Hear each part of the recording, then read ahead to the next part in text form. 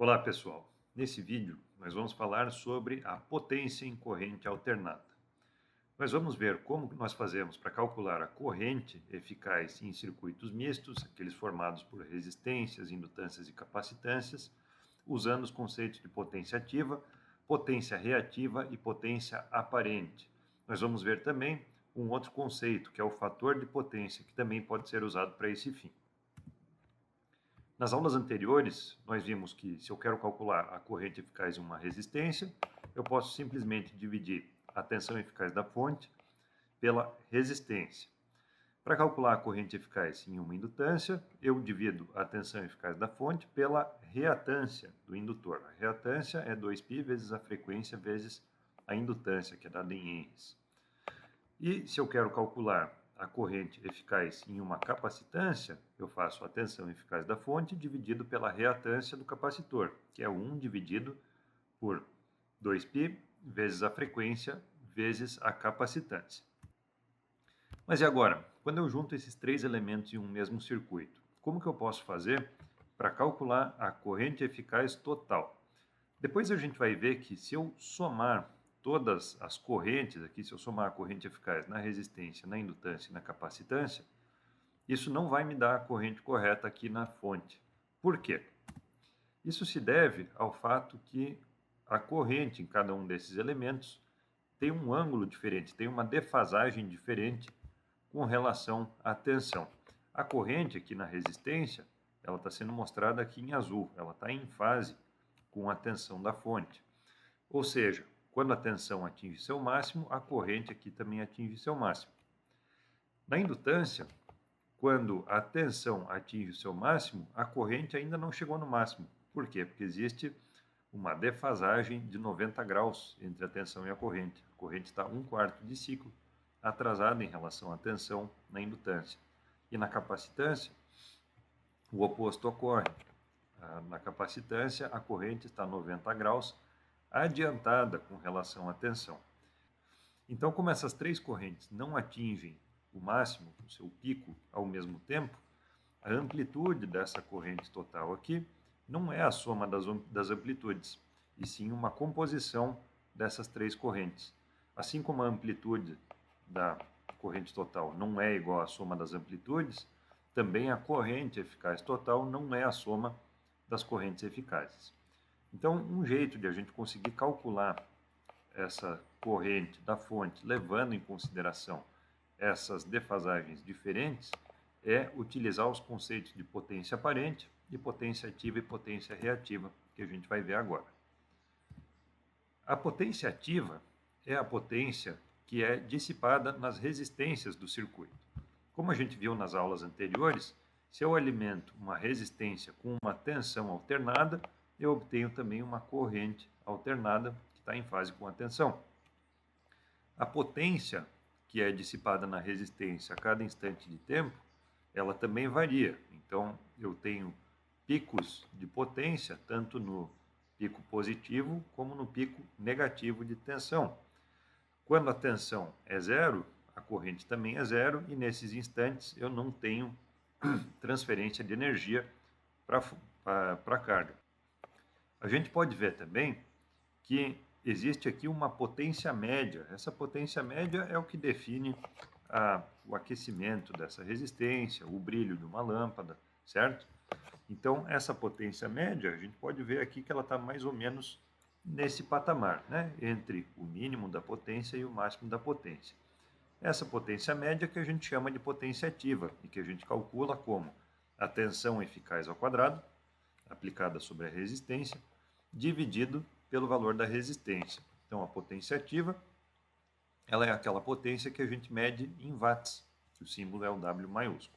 Então, a potência ativa, a gente sempre vai representar pela letra maiúscula P. Já nos capacitores e indutores, a gente tem um comportamento um pouco diferente. Se a gente olhar aqui nesse gráfico de cima, a gente tem a tensão, a corrente e a potência em um capacitor.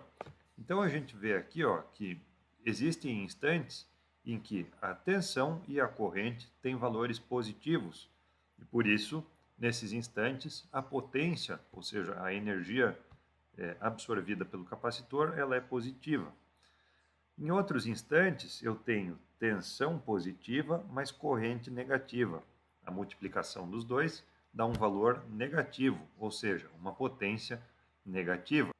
Nesses instantes, o capacitor está devolvendo energia para a fonte, ou seja, no primeiro momento ele foi carregado, nesse segundo instante ele está sendo descarregado, está devolvendo energia para a fonte.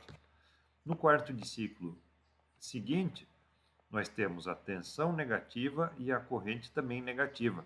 Isso quer dizer que o capacitor está se carregando novamente, mas agora com a polaridade inversa.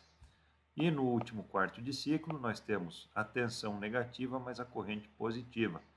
Nesse instante, nós temos novamente o capacitor se descarregando, devolvendo energia para a fonte. Se a gente for olhar aqui, qual que é o valor médio dessa potência, esse valor é zero. Então, nos capacitores, a potência média, ou seja, a potência ativa, é zero. A mesma coisa acontece nos indutores. Aqui nós temos instantes em que a potência é negativa e outros em que a potência é positiva. Portanto, o indutor também, ele absorve energia da fonte e depois devolve, absorve e depois devolve. Aqui, novamente, nós temos uma potência média igual a zero.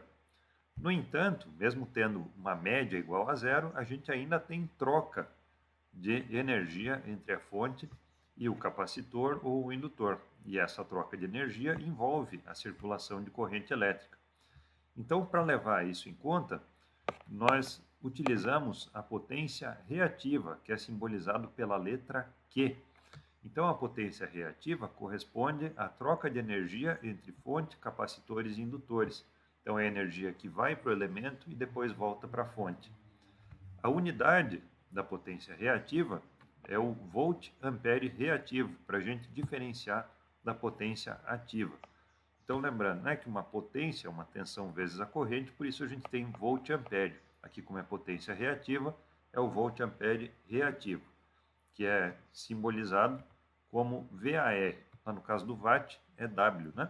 E aqui a gente usa, por exemplo, uma carga de 100 volt-ampere reativo, a gente escreve 100 VAR. Como que a gente faz para calcular a potência reativa de um circuito? A potência reativa desempenhada por um capacitor é igual a tensão eficaz aplicada sobre o capacitor dividido pela reatância do capacitor. A potência reativa desenvolvida no indutor é igual também a tensão eficaz aplicada sobre o indutor, ao quadrado, né, dividido pela reatância do indutor.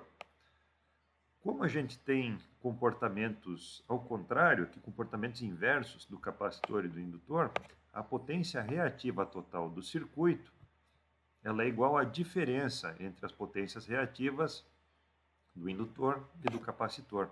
Se a gente olhar aqui, enquanto o capacitor está absorvendo ou recebendo energia, o indutor está devolvendo. Enquanto o indutor está recebendo energia, o capacitor está devolvendo. Então, eles têm um comportamento antagônico, né? Um comportamento inverso. Quer dizer que o capacitor compensa o efeito do indutor. Por isso que, quando a gente quer calcular a potência reativa total do circuito, a gente calcula como a diferença entre essas potências reativas. A gente falou então da potência ativa, que é dissipada sobre as resistências, e a potência reativa, que é dissipada sobre as reatâncias. Dissipada não, desculpa, ela é desenvolvida nas reatâncias. A terceira potência que a gente tem é a potência aparente. Essa potência, ela corresponde simplesmente à multiplicação da tensão pela corrente eficaz total da fonte. Então, ela é tensão vezes corrente. Ela recebe esse nome porque se a gente mede a tensão e mede a corrente total da fonte, isso vai parecer para nós que a fonte tem uma determinada potência ativa, né? Mas na verdade não é, pode não ter toda aquela potência sendo dissipada como potência ativa. Aquilo ali é só uma potência aparente. Como a gente está multiplicando volts por amperes, a unidade da potência aparente é o volt-ampere, que é simbolizado por VA. Então isso a gente encontra bastante na especificação de transformadores, por exemplo, né? Eu quero um transformador de 500 VA, quer dizer que ele é capaz de suportar uma potência aparente de 500 VA. Como que eu faço para determinar a potência aparente de um circuito? Se eu já conheço a tensão e a corrente, eu posso determinar a potência aparente pela multiplicação da tensão eficaz e corrente eficaz. Agora, se eu ainda não conheço a corrente, como é o caso do exemplo lá que eu mostrei no começo, eu posso determinar a potência aparente com base na potência ativa e na potência reativa. Isso é o que a gente chama de triângulo de potências. A potência aparente ao quadrado é igual à potência ativa ao quadrado mais a potência reativa ao quadrado. Isso pode ser simbolizado, pode ser ilustrado por esse triângulo que é mostrado aqui do lado. Então, a gente tem aqui um triângulo retângulo, em que os catetos, ou seja, esses lados horizontal e vertical, representam a potência ativa e a potência reativa. E o tamanho dessa seta aqui, que liga o começo aqui da potência ativa com o final da potência reativa, o tamanho dessa seta representa a potência aparente.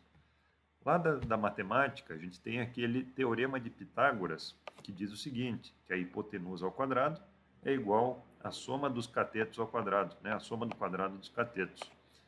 Então, é essa exatamente a expressão que a gente tem aqui. Quer dizer, então, que se eu conheço a potência ativa e a potência reativa, eu posso determinar a potência aparente como a raiz quadrada de P ao quadrado mais Q ao quadrado. A gente pode pensar nessas três potências também como uma analogia. Vamos pensar num trem que leva 100 vagões. Desses 100 vagões, 80 estão levando mercadorias que são vendidas. Ou seja, essas mercadorias, elas saem do destino, da origem e vão lá para o destino e ficam lá.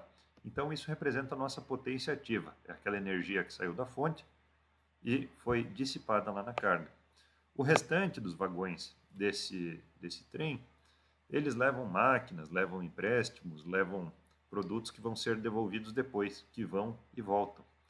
Então, isso é a nossa potência reativa, é a potência, aquela energia, né, que sai da fonte, vai para a carga, depois ela volta da carga para a fonte reabsorve essa energia. Tanto as mercadorias que são vendidas, como as máquinas alugadas e as mercadorias que são levadas de volta, elas ocupam espaço no trem. Então, esse trem ele tem que ter capacidade para levar tanto a mercadoria vendida como a mercadoria alugada, né? Mercadoria que vai e volta. Então, o total ali desses vagões que o trem está levando é a potência aparente. O que isso tem a ver com o circuito elétrico? Num circuito elétrico, a gente tem que dimensionar os condutores e os disjuntores para eles suportarem toda a corrente que vai para a carga. Não só aquela corrente que vai para as resistências e que se traduz em potência ativa, mas também a corrente que vai para as capacitâncias e indutâncias, que representa a potência reativa. Então, em suma, né, se eu quero determinar a corrente em um circuito misto, eu posso fazer isso determinando primeiro a potência ativa e a potência reativa total, que é a diferença entre a potência reativa indutiva e capacitiva.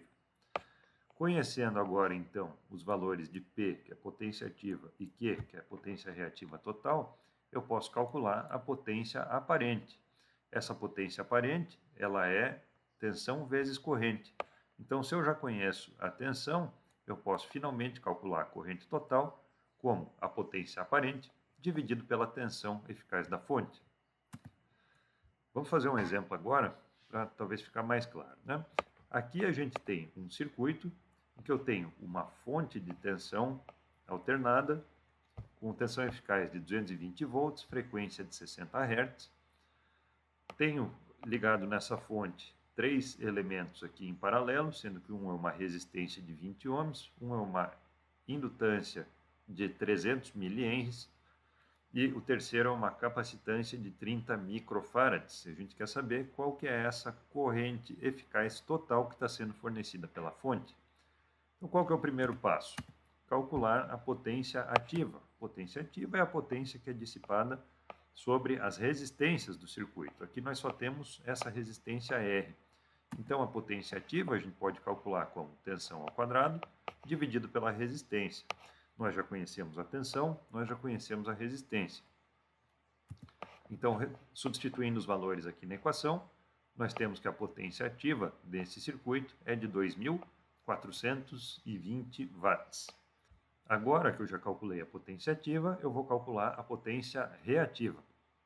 A potência reativa, eu posso calcular ela primeiro aqui no indutor.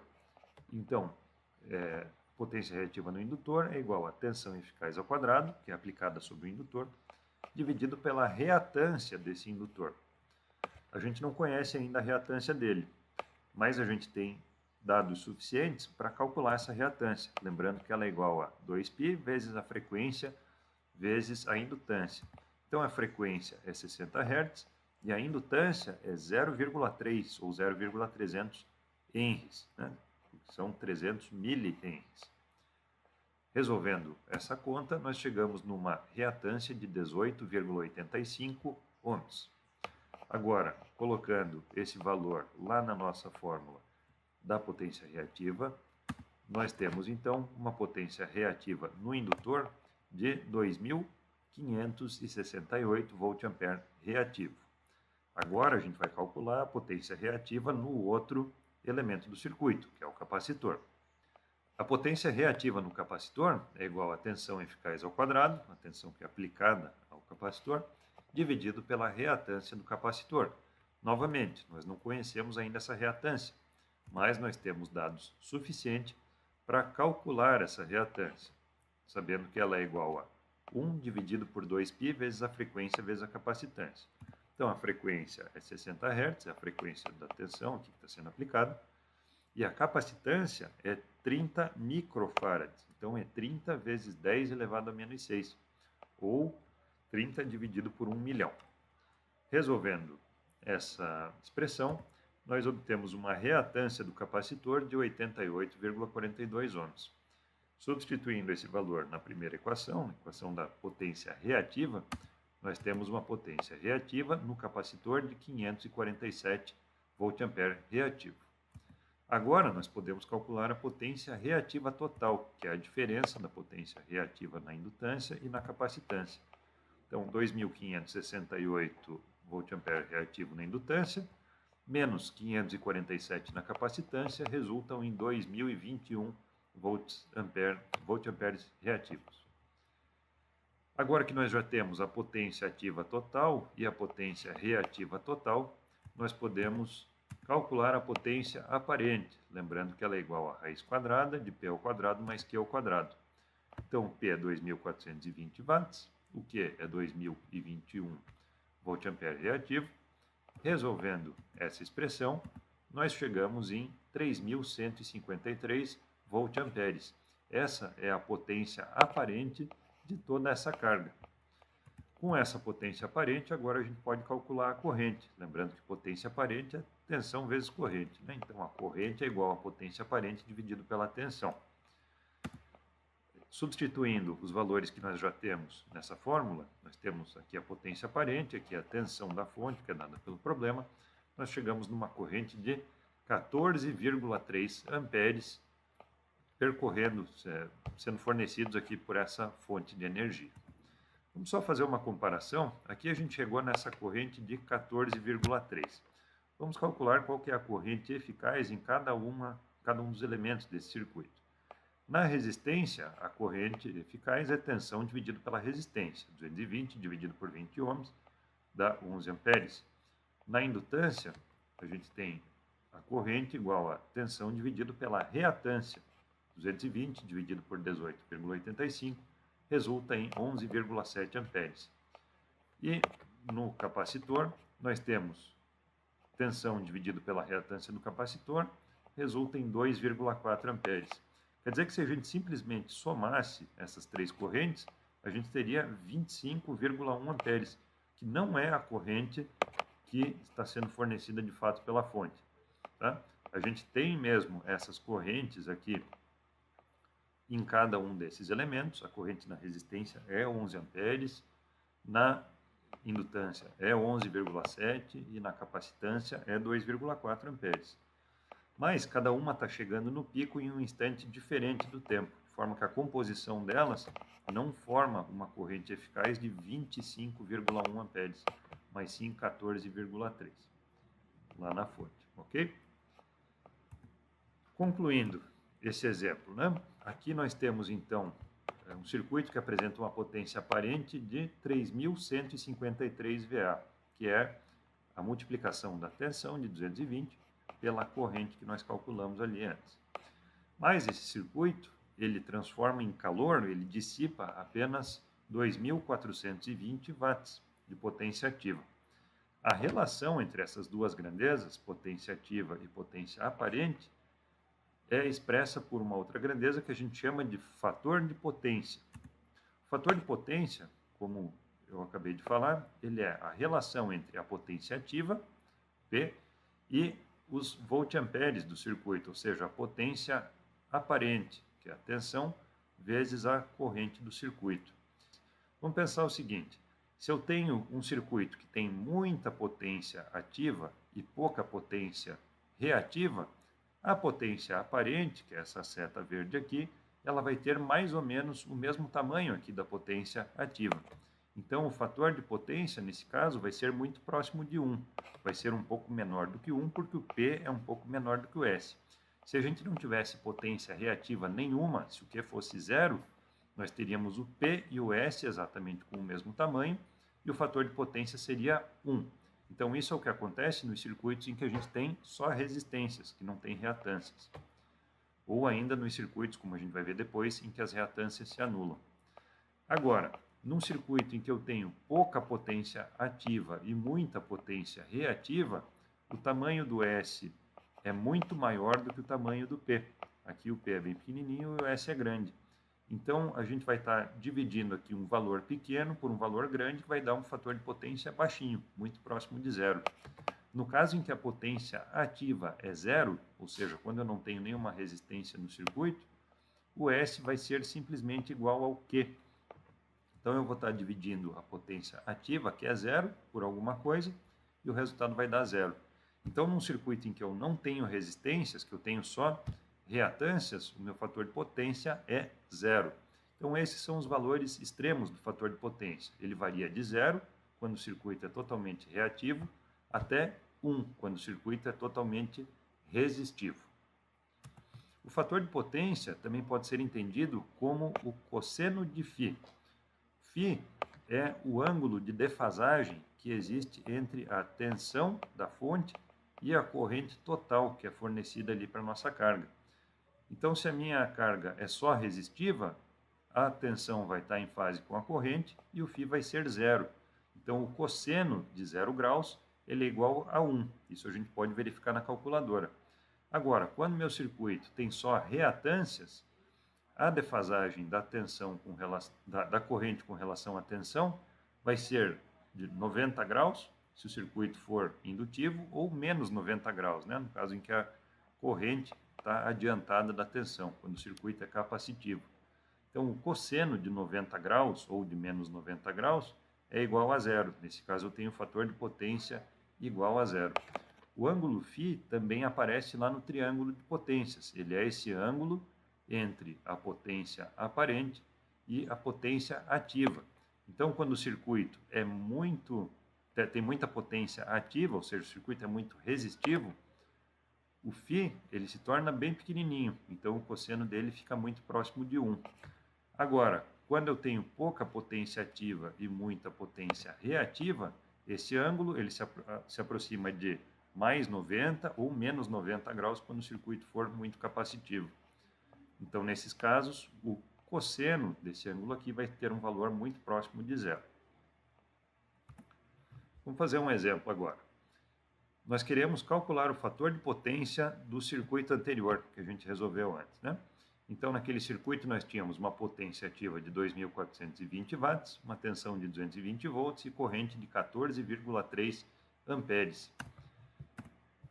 Como a gente viu, o fator de potência ele é igual a potência ativa dividido pela potência aparente. E a potência aparente é tensão vezes corrente, que dá 3.153 VA. Então, aplicando esse valor lá na nossa fórmula do fator de potência, cosseno de φ, nós chegamos num fator de potência de 2.420 dividido por 3.153, aqui em cima nós temos os watts, Aqui embaixo nós temos os volt-amperes. E com isso nós chegamos num fator de potência de 0,77. Percebam que o fator de potência não tem unidade, porque eu estou dividindo potência por potência. Então ele é simplesmente um fator, um quociente, né? Um coeficiente. Ele não tem uma unidade como watts, amperes, né? Ele é simplesmente 0,77. Um segundo exemplo, nós temos uma máquina de 800 watts alimentada em 200 volts, na frequência de 60 Hz, que opera com um fator de potência 0,8 indutivo. Aqui a gente diz 0,8 indutivo para dizer que ela é uma máquina indutiva e não capacitiva, ou seja, que a potência reativa envolvida nessa máquina ela é uma potência indutiva e não capacitiva. É importante falar isso porque eu posso ter o mesmo fator de potência para um circuito que tenha característica capacitiva ou que tenha característica indutiva. O simples valor do fator de potência não me diz se a potência reativa é indutiva ou se ela é capacitiva, ok? Por isso que está escrito 0,8 indutivo. O problema pede aqui, então, para a gente calcular a potência aparente e a corrente drenada por essa máquina. Então, para a gente lembrar, o fator de potência, ele expressa a relação entre a potência ativa e a potência aparente. Aqui nós já conhecemos a potência ativa e nós já conhecemos o fator de potência. Então, se a gente aplicar isso na fórmula, nós temos que 0,8 é igual a 800 dividido por S. Para resolver essa equação, nós temos que passar o S multiplicando para o outro lado e o 0,8 dividindo. Nós ficamos com essa equação que resulta em 1000 volt-amperes ou 1 kVA. A gente chama também de 1 kVA, certo? Com essa potência aparente, agora eu posso calcular a corrente drenada por essa máquina. Então, a corrente, a potência aparente, ela é igual a tensão vezes a corrente. Se eu substituir, então, nessa expressão, a potência aparente e a tensão, que eu já conheço, sobra apenas a corrente como incógnita. Então, se eu passar o 200 dividindo 1000, nós chegamos numa corrente de 5 amperes. Isso quer dizer o quê? Que se eu conhecer a potência ativa, o fator de potência e a tensão de um equipamento, eu consigo também determinar a corrente desse equipamento sem recorrer àquele triângulo de potência, sem calcular a potência reativa, por exemplo. Ok? Continuando esse exemplo, vamos dizer agora que a gente vai instalar um capacitor de 40 microfarads em paralelo com a máquina do exemplo anterior. Os dados dessa máquina estão apresentados aqui, né? 800 watts, 200 volts, 60 Hz, cosseno de fio, fator de potência 0,8 indutivo. O problema pede para a gente calcular a potência reativa, a potência aparente e a corrente antes e depois da instalação desse capacitor. Então, antes de a gente instalar o capacitor, a gente tinha aquela potência aparente e aquela corrente que a gente já calculou no slide anterior. Falta apenas a gente calcular a potência reativa. Então, a gente já conhece a potência ativa e a aparente. Para calcular a potência reativa, que é o que falta, a gente vai usar a fórmula do triângulo de potências. Então, potência aparente ao quadrado é igual a potência ativa ao quadrado mais a potência reativa ao quadrado. Com isso, a gente chega, então, numa potência reativa, que ela é igual a raiz quadrada de 360.000, que resulta em 600 volt-amperes reativos. Lembrando que essa é uma potência reativa com característica indutiva, né? É um QL, que a gente falou que a máquina tinha fator de potência indutivo. Agora, o que acontece depois, quando a gente instalar um capacitor em paralelo com essa máquina? A máquina vai continuar absorvendo a mesma potência ativa que ela absorvia antes. A instalação de um capacitor não muda o tanto de potência ativa que tem num circuito, só a reativa. Então, a potência reativa agora vai depender do quanto de potência reativa capacitiva esse capacitor vai desempenhar. Essa potência ela é igual a tensão eficaz ao quadrado dividido pela reatância do capacitor. Aqui a gente não conhece ainda a reatância do capacitor, mas a gente tem dados suficientes para a gente calcular esse valor. Então, a reatância capacitiva é igual a 1 dividido por 2π vezes a frequência vezes a capacitância.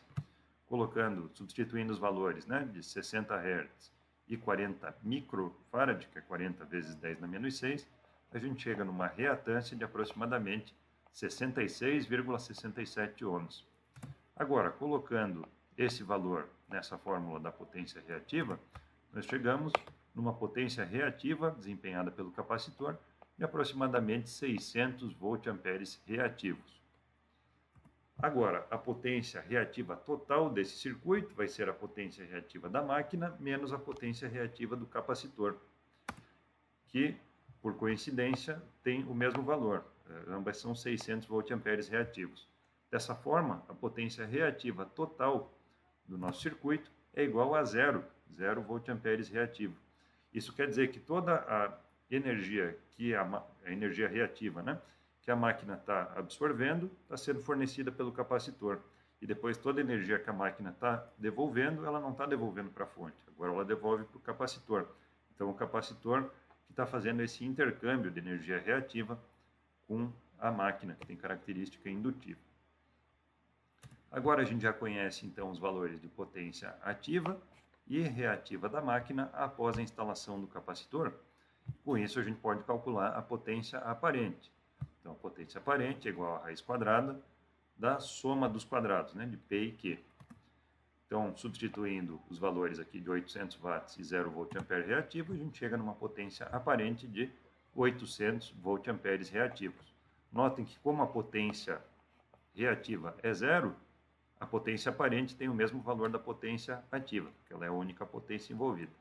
Agora a gente pode também calcular a corrente desse circuito todo. Então nós temos uma potência aparente de 800 voltamperes dividido por 200 volts, que resulta em 4 amperes. Comparando então o antes e o depois, antes nós tínhamos uma potência ativa de 800 watts e depois também 800 watts. Antes nós tínhamos uma potência reativa de 600 voltamperes reativos. Depois, uma potência reativa nula. Não tinha troca de energia entre a fonte e o circuito, só entre os dois elementos do circuito. Antes do capacitor, nós tínhamos uma potência aparente de 1000 voltamperes e depois 800 voltamperes. Essa redução na potência aparente se traduz também numa redução na corrente que é fornecida para esse equipamento. Então, de 5 amperes, a corrente que passou a ser fornecida pela fonte foi de apenas 4 amperes. Antes da instalação do capacitor, nós tínhamos um fator de potência de 0,8, que era dado aqui só pela máquina, né? Depois da instalação do capacitor, nós temos um fator de potência que é igual a 800 watts dividido por 800 voltamperes, que é igual a 1. Então, é como se nosso equipamento consumisse apenas potência ativa, como se ele fosse só a resistência, né? Mesmo tendo uma indutância e uma capacitância ali dentro desse circuito, os efeitos delas se anulam, porque elas desempenham a mesma potência reativa. Então, de forma geral, né, a gente teve um aumento do fator de potência e com isso a gente conseguiu uma redução da corrente que está sendo fornecida pela fonte. Com isso a gente pode usar também cabos menores, né, já que a corrente agora fornecida para esse equipamento é uma corrente menor. Isso aqui é o que a gente chama de correção do fator de potência. É quando a gente instala um capacitor no circuito para que a corrente fornecida a esse circuito diminua. Assim a gente corrige o fator de potência chegando mais perto de 1. Tá? O fator de potência unitário, digamos, ele seria o ideal, né? O mais perfeito. Vamos fazer mais um exercício, então. Nós temos aqui dois equipamentos que operam em 220 volts com potência ativa de 1.200 watts. Aqui eu não falei potência ativa, mas eu falei em watts, quer dizer que é ativa, né? Um dos equipamentos tem fator de potência 0,6 e o outro tem fator de potência 0,9. Qual dos dois equipamentos que opera com menor corrente? Então vamos lembrar o seguinte, o fator de potência, ele é potência ativa dividido pela potência aparente. Então, para o equipamento 1, nós temos um fator de potência igual a 0,6, que é igual a 1.200 watts dividido pela potência aparente. Resolvendo, então, essa equação, nós vemos que a potência aparente do primeiro equipamento é 2.000 voltamperes. Isso resulta numa corrente de 9,1 amperes, que é a potência aparente dividido pela tensão eficaz. Já no segundo equipamento, nós temos um fator de 0,9, que é igual aos 1.200 watts, dividido pela potência aparente desse equipamento.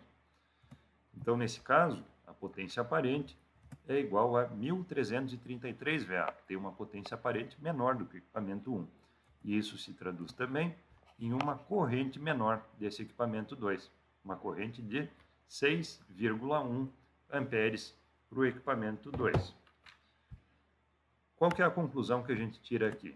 É que quanto maior for o cosseno de φ, ou seja, quanto maior for o fator de potência de um equipamento, menor vai ser a corrente que ele precisa para desempenhar uma determinada potência ativa. A potência ativa geralmente é aquela que a gente tem interesse, né, porque ela se transforma em algum trabalho útil. Se transforma num aquecimento ou no movimento de alguma máquina, né, em um torque que é aplicado a alguma máquina. Então, isso tudo é potência ativa, é potência que ela é convertida em trabalho. Agora, a potência reativa, ela é uma potência meio parasita no circuito. Por quê? Porque ela produz a circulação de mais corrente, mas ela não gera trabalho nenhum. Então, ela só causa a necessidade de a gente utilizar cabos mais grossos, né? Porque tem uma corrente circulando, uma corrente a mais que está circulando por ali. Então, de forma geral, quanto maior o cosseno de φ, quanto maior o fator de potência, melhor é para a instalação elétrica. Então aqui nós vemos duas maneiras de a gente calcular a corrente que é fornecida a um circuito que tem potência ativa e potência reativa. Existe ainda mais um conceito que a gente chama de impedância, que ele relaciona a tensão com a corrente em um circuito qualquer. Então a impedância é como se fosse a resistência, só que ela não se aplica só a resistores, né? Só a circuitos resistivos, e sim a qualquer circuito elétrico. Pode ser circuito resistivo, um circuito reativo ou ainda uma combinação dos dois. A impedância ela é simbolizada pela letra maiúscula Z e ela é igual então a tensão dividido pela corrente. A mesma coisa a gente já viu lá com a resistência, né? Resistência é tensão dividido pela corrente. Também a reatância de um capacitor ou de um indutor também é tensão dividido pela corrente. Então a impedância ela engloba de modo geral os efeitos das resistências e das reatâncias do circuito.